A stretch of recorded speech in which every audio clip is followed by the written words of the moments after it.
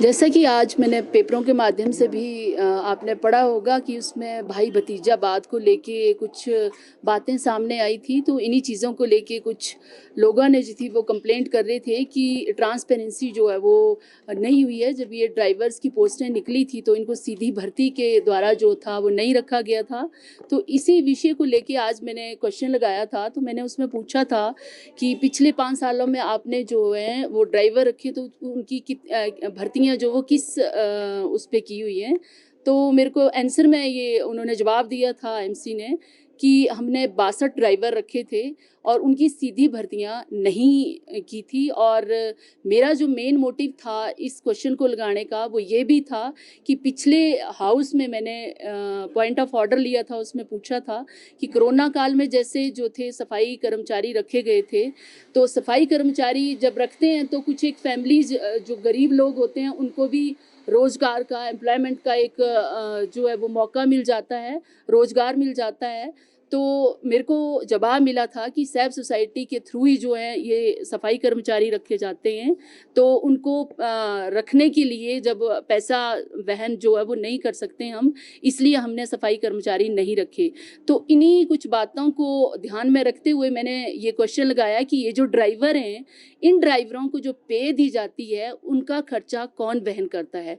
तो जहाँ तक मैंने इस उसमें कार्य किया है तो मुझे ये जानकारी मिली कि जो 62 ड्राइवर रखे हुए हैं उसमें 32 ड्राइवर सैब सोसाइटी के हैं और 30 ड्राइवर जो है वो एमसी के हैं।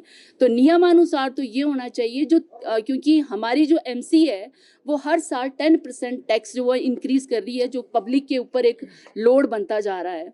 तो अगर एमसी 10% वो चार्ज कर रहा है, टैक्स चार्ज कर रहा है, उधर से सैब सोसाइटी जो है वो कूड़े के बिल जो हैं वो भी हर साल जो है वो बढ़ रहे हैं, तो हम लोगों को कितनी फैसिलिटीज़ जो हैं वो दे पा रहे हैं। इन्हीं सब चीज़ों को मद्देनज़र रखते हुए मैंने ये क्वेश्चन लगाया था। तो आंसर मुझे ये मिला कि सैब सोसाइटी जो है वो 62 के 62 ड्राइवरों को पे दे रही है।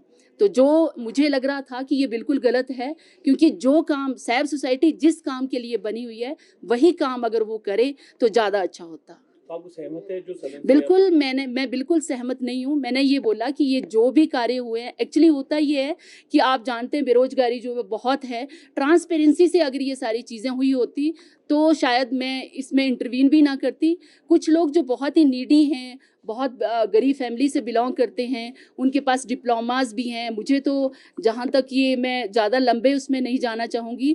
तो मैंने जैसे पूछा भी सीधी भर्तियों में, तो कुछ एक लोगों के जो मैंने पेपरों के माध्यम से भी पढ़ा है कि जो लाइसेंस वगैरह हैं या जो भी फॉर्मेलिटीज़ थी वो उनको रखने के बाद जो थी वो दी गई थी। तो आपको क्या लगता है कि गड़बड़ी इसमें यहाँ पर मैं बिल्कुल ये चहेतों को दी गई हैं। और क्योंकि आप देखेंगे कि जो यहाँ पर अगर फादर और बेटा एक ही उसमें काम का एज ए ड्राइवर काम कर रहे हैं, तो कुछ और भी कर्मचारी हैं जो भाई भतीजा के अंडर ही आते हैं। इन्हीं सब चीज़ों को देखते हुए मैंने ये क्वेश्चन लगाया था। तो आपको क्या लगता है कि इसमें आगे क्या होगा? क्योंकि मैंने ये मांग की है कि ये ऐसी धांधलियां नेक्स्ट टाइम जो भी होंगे और भी आउटसोर्सेज के द्वारा कर्मचारी रखे जाएं तो इनकी प्रॉपर विज्ञप्ति निकाली जाए, लोगों तक ये जो नीडी लोग हैं वहां तक ये बात पहुंचनी चाहिए और ट्रांसपेरेंसी के थ्रू जो है वो अपनी पूरी फॉर्मेलिटीज़ को पूरा करते हुए उन्हीं लोगों को उसमें किसी भी डिपार्टमेंट में रखा जाए।